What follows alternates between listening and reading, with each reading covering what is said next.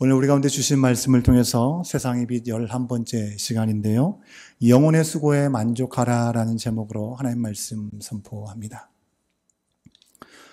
여러분, 모든 사람에게는 양면성이 있습니다. 양면성이라는 것은 이중성과는 좀 다른 말이죠. 겉과 속이 다르다라고 얘기할 때 겉과 속이 다른 사람을 이중인격자, 이중적인 사람이다라고 우리가 얘기를 할 때가 있죠. 근데 그 표현 자체는 아주 부정적인 의미를 담아내고 있는 이미지를 가지고 있습니다. 하지만 양면성은 어떻습니까? 겉과 속이 달라서가 아니라 바로 두 가지 속성을 다 가지고 있다라는 의미가 바로 양면성이라는 말이 갖고 있는 뜻입니다. 우리가 처하게 되는 경우, 우리가 처하게 되는 상황에 따라서 서로 반대되는 성향들이 우리 가운데서 나타나게 될 때가 있다라는 것이죠. 예를 들면 이런 것입니다. 한 사람 안에 느긋한 마음을 가지고 느긋하게 모든 것을 표현하고 행동하는 사람이 있는가 하면 그 사람이 또 어떤 상황에는 또 급하게 행동하는 급한 성격을 표현하게 되어서 이 느긋한 성격과 급한 성격이 같이 나타나게 될 때가 있다는 것입니다. 아주 너무나 냉혹할 정도로 이성적으로 판단하고 이성적으로 생각하는 사람이 어떤 때는 너무나 공감하면서 이 감정적인 그런 면들을 보여주게 될 때도 있다라고 하는 것이죠. 여러분, 사람의 성향을 알려주는 어떤 여러 가지 테스트가 있죠. 그 중에 MBTI라는 것이 있습니다. 이걸 겸사해 보면 어떤 이들은 외향적인 성격을 가진 사람, 또 어떤 이들은 내성적인 성격을 가진 사람들임을 보여주죠. 하지만 그 성격이 한쪽으로만 절대적으로 치우치지 않고 거의 두 가지가 많이 공존해 있다라고 하는 것입니다. 그런데 그 중에 어느 쪽이 조금 더 치우쳐 있느냐에 따라서 외향적인 성격이다, 내성적인 성격이다라고 우리가 판단을 하죠. 어느 정도 두 가지가 다 공존하고 있다라고 하는 것입니다. 그러니 사람의 성향을 파악할 때 대체로 어떠다라고 우리가 얘기를 하지 어느 한 면만을 가졌다라고 얘기하지 않습니다. 그렇게 얘기하기가 힘든 것이죠. 여러분, 오늘 말씀을 보면 오늘 말씀에 등장하는 동물이 있습니다. 어떤 동물을 만날 수 있습니까? 양이죠, 양. 이 양은 또한 양면성을 가지고 있다는 것을 우리가 생각해 볼 수 있습니다. 양은 분명히 목자의 도움이 아니면 어디 앞으로도 제대로 갈 수가 없는 참으로 연약한 존재이죠. 홀로 길을 나설 수 없을 정도로 시력이 너무나 좋지 않습니다. 맹수의 공격에 대응할 수 있는 날카로운 발톱을 가지고 있지도 않고요. 그리고 무시무시한 뿔을 가지고 있지 않습니다. 뿔이 있긴 하죠. 하지만 아무런 소용이 없습니다. 생명을 지키기 위해서 재빠른 발을 가지고 있지도 못합니다. 그러기에 양은 성경에서 표현하는 대로 어떻습니까? 이 목자의 음성을 그대로 듣고 따라가서 푸른 초장으로 잔잔한 물가로 인도함을 받아야 되는 동물 중의 동물이 바로 양이라고 하는 것이죠. 여러분, 여기까지만 말씀을 드리면 양은 아주 의존적이고 순종적인 동물이다라고 우리는 그림을 그려볼 수 있을 것입니다. 그러나 제가 앞서 말씀드린 대로 양에게도 반대의 기질이 있다고 하는 것입니다. 매우 의존적인 편이지만 갑자기 놀라서 뛰어야 하게 되었을 때, 그리고 물을 먹는데 거기에 집중하게 되었을 때 양은 목자의 인도와 그 안내를 잘 받지 않고 독립적으로 행동하는 경향이 있다고 하는 것이죠. 그 순한 모습은 어디 가버리고 흥분해서 본능에 충실한 행동을 하게 되는 것입니다. 어디로 가는지도 모르고 무리가 떼지어서 달려가게 되면 거기를 향해 달려가다가 절벽인지도 모르고 떨어져 죽게 되는 일들도 있는 것이고요. 먹는데 온 정신이 팔려서 목자의 음성에 순종하지 않아서 내 마음대로 행동해서 참으로 골치 아픈 순간들이 있다는 것입니다. 바로 본능과 욕구에 충실한 그런 상황에서 양에게는요, 아주 다른 모습들이 나타난다는 것입니다. 거기에는 순종적이지도 않고 느긋한 모습도 없습니다. 통제 불가능한 상황이 되는 것입니다. 여러분, 양이라는 동물에도 이런 양면성이 있기 때문에 오늘 우리 가운데 주신 본문의 말씀에서 양을 통해서 비유할 때 두 가지 내용을 우리 가운데 얘기해 주고 있죠. 먼저 6절과 7절 말씀에서 확인할 수 있는데 6절에서는 우리가 다 양 같아서라고 이야기하고 있습니다. 7절 말씀에서는 그가라고 얘기하시는데 그가 양과 같다라고 얘기하고 있죠. 근데 그 7절에서 그가 누구입니까? 이사야서 53장에서 나오는 고난의 종 예수님에 대해서 이야기하고 있는 것이죠. 여러분, 6절에서 나오는 양은 우리를 비유하고 있죠. 우리는 어떻다라고 하는 것입니까? 죄의 유혹에 이끌려서 뭣도 모르고 사람들이 가는 대로 죄악에 휩쓸려서 살아가고 있는 우리들을 비유하고 있는 것이고요. 반면에 7절에 나오는 양은요, 도살장, 즉 죽음의 자리로 끌려가면서도 잠잠하게 아무런 말도 하지 못하고 탈출을 시도하지도 않는 예수님을 비유하고 있다고 하는 것입니다. 여러분, 예수 그리스도 안에서 우리는 죄사함을 받은 줄로 믿습니다. 아멘. 죄사함을 받아서 죄로부터 자유함을 누리게 되었습니다. 하지만 여전히 죄로 가득한 이 세상 속에서 살아가면서 우리들은 바로 이 목자가 되신 예수 그리스도의 음성만을 듣고 순종적인 양으로 살아가고 있느냐? 돌아보면 그러지 못할 때가 많이 있다는 것이죠. 여러분, 6절과 7절 말씀에 나오는 양의 이 두 가지 측면, 우리 또한 다 가지고 있다라고 하는 것입니다. 기본적으로 나는 내 자신을 주장하지 않고 하나님의 말씀이 요구하시는 대로 그 말씀에 순종하고자 하는 마음이 다 있습니다. 그리고 그 말씀을 따라 살려고 우리는 신앙적으로 씨름하면서 그 길을 구하면서 따라가는 것이죠. 그러나 때로가 아니라 어쩌면 너무나 자주 우리는 여전히 하나님 중심의 삶을 살지 못하고 그저 내 욕구와 내 상황과 내 처지 속에서 거기에 민감하게 반응하면서 그릇 행할 때가 우리 가운데도 있다는 것이죠.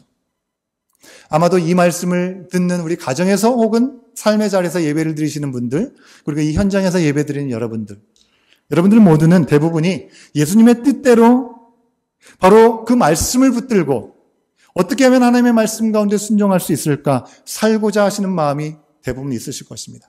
그렇기 때문에 바로 이 시간, 바로 하나님께서 정해준 이 공간을 통해서 우리가 예배드리러 나왔다고 할 수 있겠죠. 여러분, 온라인의 예배 상황이 계속 길어지고 있습니다. 여러분, 전에 우리가 한자리에 모였을 때는 어떤 성도가 왜, 어떤 집사님이, 어떤 형제가, 어떤 자매가 왜 오늘 못 나왔지? 라고 생각하면서 전화도 하고 어려움 있는지 안부를 묻기도 하죠. 그러나 지금은 누가 왔는지, 누가 예배를 드렸는지, 드리지 못했는지도 잘 파악하기가 쉽지 않습니다. 정원지기가 출석 체크를 하는 것도 아니고요. 여러분, 우리가 예배 전에 일주일 만에 만나서 반가워서 서로 인사도 나누고 여러 가지 이야기를 나누고 예배 후에도 식탁의 교제를 통해서 우리가 함께 귀한 시간을 나눴는데 지금 도저히 그런 시간들을 가질 수가 없죠. 교제도 어렵습니다. 우리 교회 시그니처라고 할 수 있는 식사도 맛볼 수가 없는 시간이 되었습니다. 그러다 보니 정말 하나님이 내 삶의 중심에 모시고 중심에 계시고 있지 않고서는 도무지 예배를 드리는 것이 쉽지 않은 상황들을 우리는 지금 지나고 있습니다. 물론 한편으로는 어느 때보다도 너무나 쉽게 하나님의 말씀, 하나님의 예배를 드릴 수 있는 그런 시간이 되었을지도 모르겠습니다. 그런데 여러분 생각해 보십시오. 너무나 쉽게 우리가 하나님의 말씀을 접할 수 있게 되었고 어느 곳에서든지 하나님께 예배 드릴 수 있는 상황이 되었음에도 불구하고 그렇다고 해서 우리가 모두 더욱 하나님의 말씀에 더 집중하고 그 말씀을 온전히 순종하면서 그 예배 가운데 나가고 있나요? 그러기가 참 쉽지 않다라고 하는 것이죠. 6절 말씀대로 우리는 모두 다 양과 같이 본능과 욕구에 충실하고자 하는 마음이 있습니다. 그래서 당장 내 앞에 닥친 그 문제 앞에서 급히 반응하면서 하나님으로부터는 점점 멀어지고 뭔가 흩어지는 삶의 자리로 우리가 살게 될 때가 있다는 것이죠. 그러므로 지금 이 자리에서 하나님과의 약속이 참 중요하다고 생각하고 하나님과 만남이 우리의 삶의 우선순위라고 생각하고 예배를 드리는 우리 모든 분들은 분명히 예수님의 뜻대로 잠잠히 순종하는 예수님과 같은 양이길 소원하는 분들인 줄로 믿습니다. 그런 마음이 있기에 오늘도 하나님께서 주시는 말씀을 통해서 깨닫게 해주시고 그 말씀에 온전히 응답하기를 원하는 마음으로 주님 앞에 나오신 줄로 믿습니다. 아멘이시죠? 예.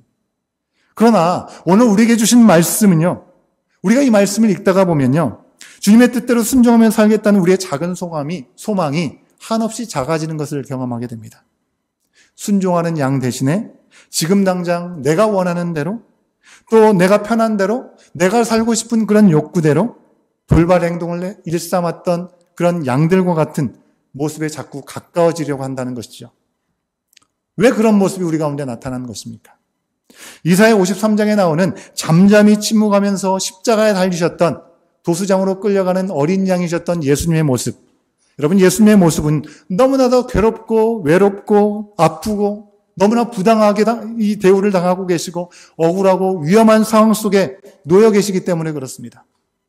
근데 거기에 끝나지 않습니다. 예수님은 그 자리로 몰아넣었던 사람들을 위해서까지 기도하고 계시기 때문에 그렇습니다.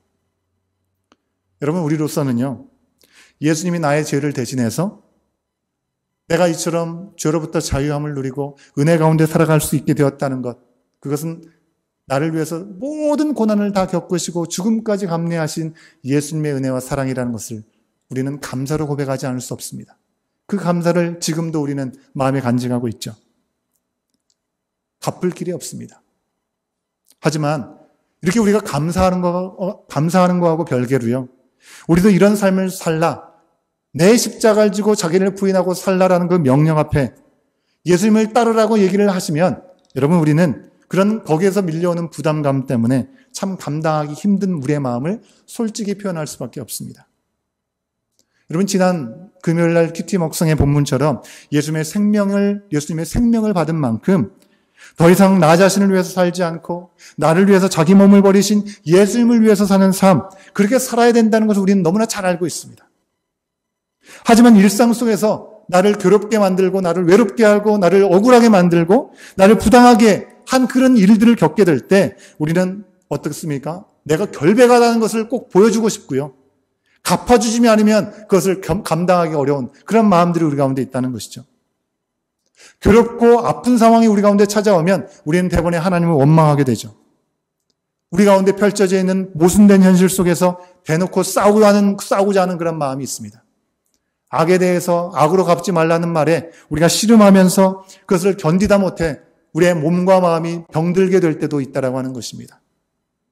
그러나 예수님은 이 모든 고난을 요즘 시대에 많이 쓰는 표현처럼 이 또한 지나가리라 라는 마음으로 견디고 참고 인내하신 것이 아니라고 하는 것입니다. 예수님은 자기 영혼을 우리의 죄를 속하기 위한 속건제물로 드리시면서 분명히 바라셨던 것이 있었습니다. 그것을 오늘 말씀이 우리 가운데 얘기해 주고 있습니다. 그것은 바로 씨를 보게 되는 것이었습니다. 예수님은 너무나 억울하고 괴로움 가운데 외로움 가운데 당하셨던 십자가의 길을 통해서 분명하게 보셨던 것은 씨를 바라보셨습니다. 여러분, 씨앗이 뭡니까? 씨앗은 생명이고 후손을 상징하는 것입니다. 예수님께서 십자가에 달려 죽으시는 이 순종을 통해서 그것을 믿는 자들이 생겨날 것을 분명히 아셨습니다. 믿음의 후손들이 이어질 것을 믿음으로 고백하고 예수님을 따르는 일들이 있을 것을 예수님은 아셨습니다.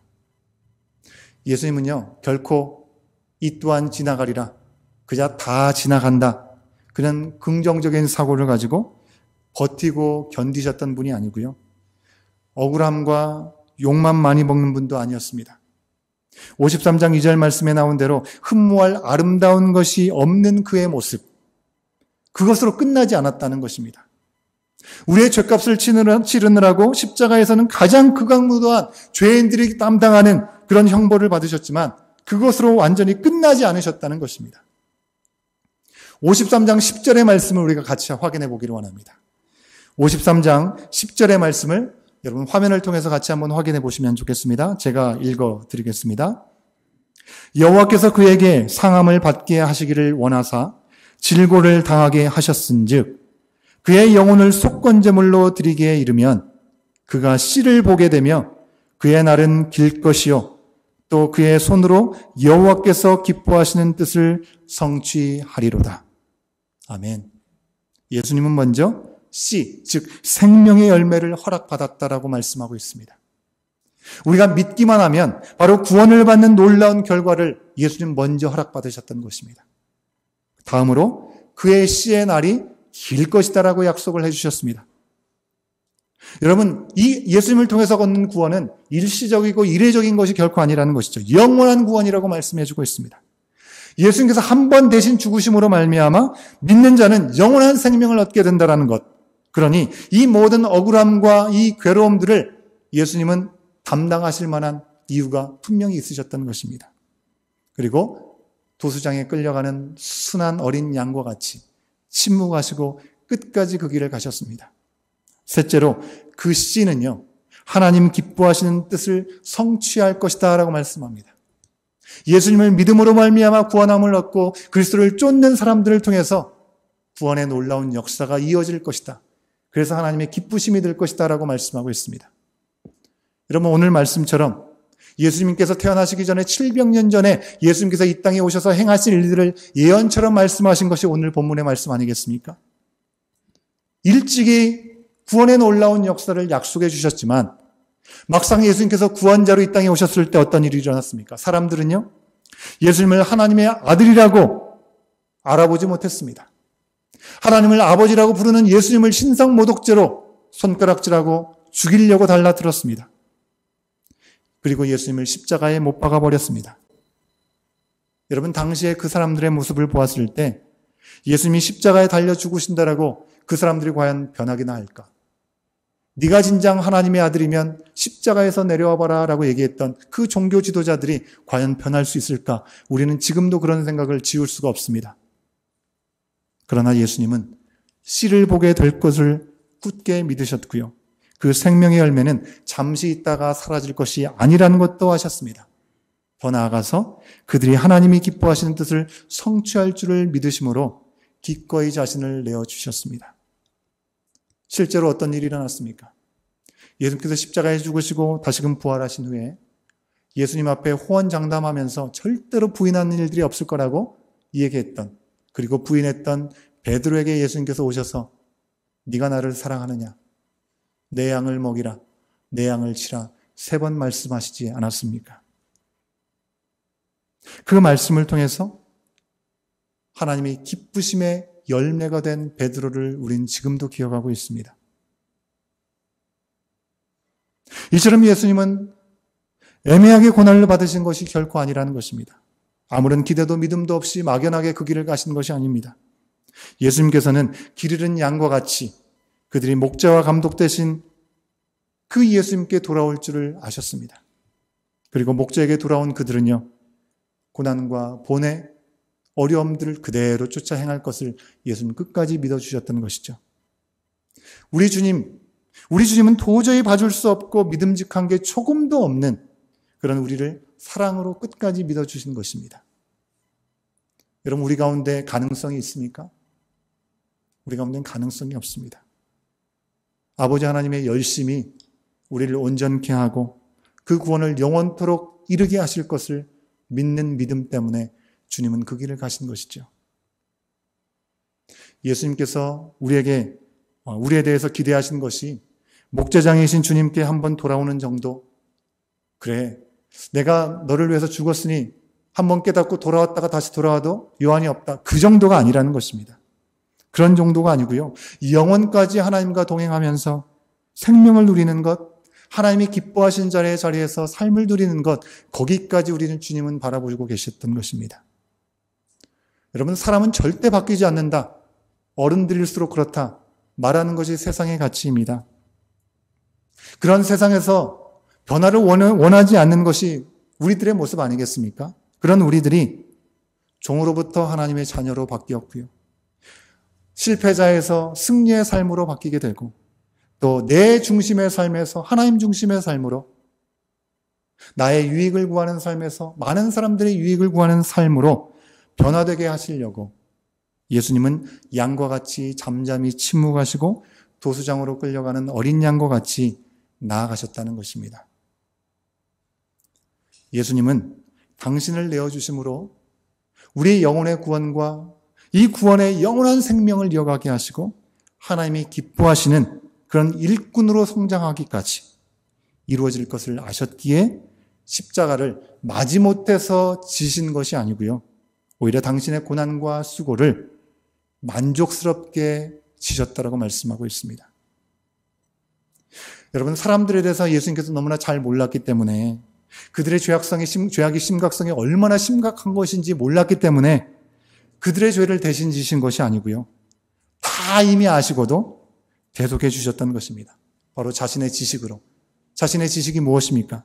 예수님께서 십자가를 지셔서 그들 대신 죽으면 그들이 생명을 얻고 영생을 얻게 된다는 것, 그것을 아셨기 때문에 당신이 아시는 그 구원의 방법의 자리로 한 걸음 한 걸음 나가셨습니다.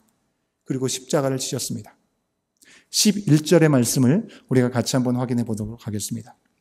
11절의 말씀, 여러분 눈으로 한번 확인해 보시면 좋겠습니다.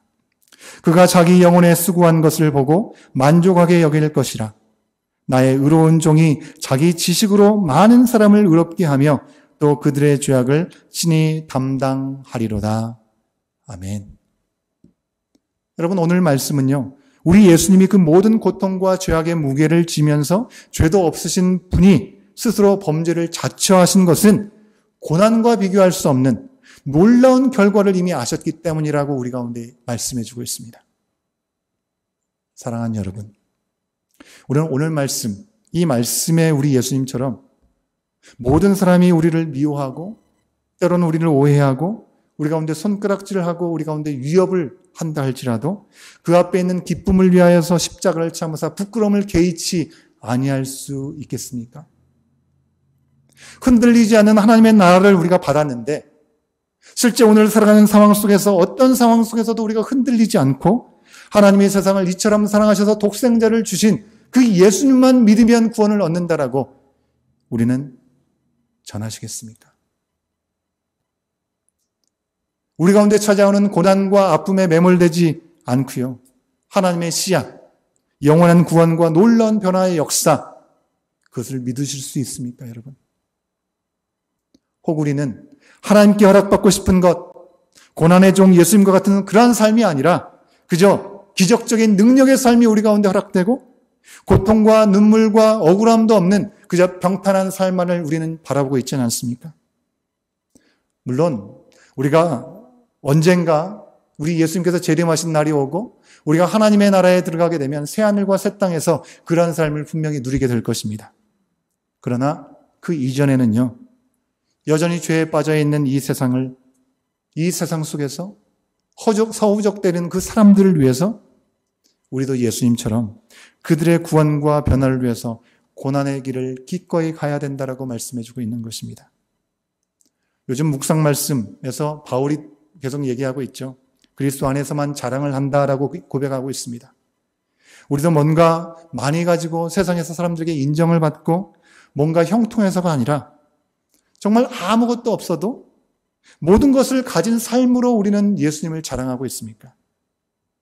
만약 우리가 그런 삶을 살게 된다면 우리를 보고 하나님을 알지 못하는 사람들이 하나님께 감사와 영광을 돌리게 될 줄로 믿습니다. 분명히 누가 보더라도 이해할 수 없는 고통이 있고 누가 보더라도 너무나 억울하고 근심 가운데 두려움 가운데 미워할 수밖에 없는 상황이 있지만 그 상황 속에서 신음하는 사람들이 하나님을 원망하고 불평하지 않고 믿음으로 넉넉히 이기는 그런 모습을 우리를 통해서 본다면 하나님을 구하게 된 놀라운 역사가 이어질 줄로 믿습니다. 여러분, 제가 지난주 중에 하버드 교육대학원의 이 교수이면서 정신건강 상담사인 이 조세핀 이 교수의 간증 영상을 보게 되었습니다.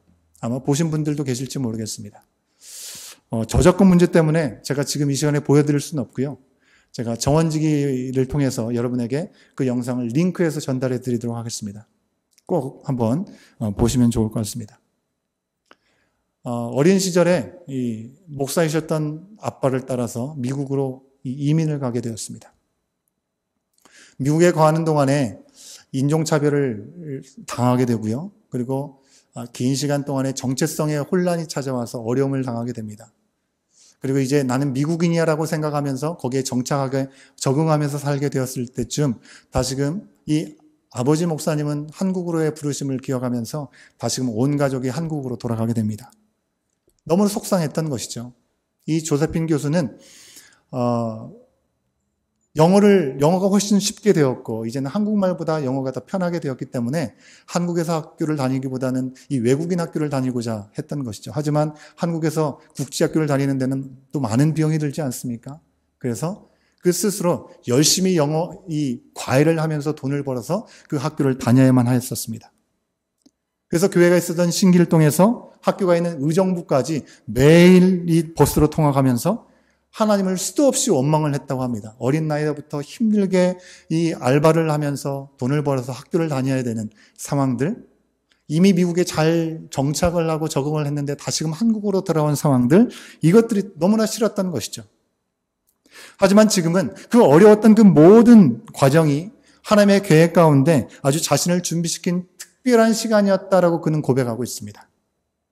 그런 간증의 내용을 하는 그 후반부에서요, 어린 시절에 미국에 살면서 교회에서 행했던 이 간증 집회, 거기에서 들었던 그런 간증의 영상을 참여했던 많은 사람들에게 보여줍니다. 거기에 등장하는 데이빗 링이라는 목사님을 소개하고 있는데요. 이 데이빗 링 목사는요, 어머니의 배에서 죽어서 태어났습니다. 그리고 나서 이 18분 만에 다시금 기적적으로 살아난 것이죠. 근데 안타까운 것은 18분 동안 죽어 있었으니 뇌에 산소가 공급되지 않으니 많은 장기들, 많은 이 기능들을 할 수 없는 장애, 아주 심각한 장애를 갖게 된 것입니다. 실제로 이 조세핀 교수가 보여준 이 영상 속에서 이 데이빗 링 목사님의 설교는요, 참 알아듣기 어려운 어눌한 말로 이렇게 말을 하는 것을 볼 수가 있습니다. 장애 속에서 어린 시절을 잘 자라가게 됩니다. 하지만 그를 사랑으로 돌봐주던 그 부모님들도요, 그가 11살 됐을 때, 그리고 14살이 됐을 때 하나님 앞에 암 선고를 받고 부르심을 받아서 하나님께 떠나갑니다. 여러분, 태어나면서 죽어서 그리고 나서 살아나긴 했지만 너무나 심각한 장애를 가지고 있는 삶을 사는 것이 얼마나 무거운 짐이겠습니까? 돌봐줬던 부모님마저 두 분 다 하나님의 부르심을 먼저 받았으니 여러분, 이쯤 되면요, 그의 삶 속에서 하나님 나에게 도대체 왜 이러시나요? 라고 할 만한데요, 이 데이빗 목사님은 하나님 왜요? 왜입니까? 라는 말 대신에 하나님 어떻게 하기를 원하시나요? 라고 질문하면서 살아왔다라고 고백합니다. 그의 육신과 환경, 그 모든 연약함들은 분명히 우리의 생각으로는 불평의 이유가 될 수 있고 원망의 대상이 될 수 있습니다. 조금의 모자람이 없어 보입니다. 하지만 그는 자신의 연약함 때문에 자신이 하나님께 영광을 돌리는 삶을 살고 있게 되었다라고, 감사하다라고 고백을 합니다. 조세핀 교수는 바로 이런 데이빗 링의 목사의 모습을 보면서 자신도 불평할 것이 없다라고, 원망할 게 없다는 것을 고백하게 되는 것이죠. 그리고 이 데이빗 목사님은 자신의 간증 말씀을 듣는 그 자리에 이 교회에 참여한 그 많은 사람들에게, 자기보다 건강한 사람들에게 도전의 메시지를 전합니다. 당신들은 당신들이 가진 건강으로 하나님을 위해서 무엇을 하고 있습니까? 사랑하는 여러분, 죄가 가득해서 하나님에게 나와서 온전히 나갔는데 여러 가지 걸림들을 가지고 있는, 그래서 헤매이는 어린 이 양들과 같은 이 세상을 살아가는 동안에 우리는 고통과 슬픔과 오해와 핍박을 어느 때든지 당할 수 있습니다. 하지만 우리는 예수님께 죄사함과 구원이라는 놀라운 선물을 이미 받았습니다. 우리에게 능력 주시는 자 안에서 모든 것을 할 수 있는, 담대한 고백을 할 수 있는 은혜를 더하여 주셨고요, 많은 사람들을 이 옳은 대로 돌아오게 하기 위해서 먼저 부르심을 받은 사람들이라는 것입니다. 혹 우리는 우리의 아픔과 고통과 슬픔에 빠져서 많은 사람들을 의로운 길로 인도하는 그런 일들 앞에는 조금 더 관심이 없이 그저 내 삶에만 집중하여 살아가고 있는 우리들의 모습은 아닙니까?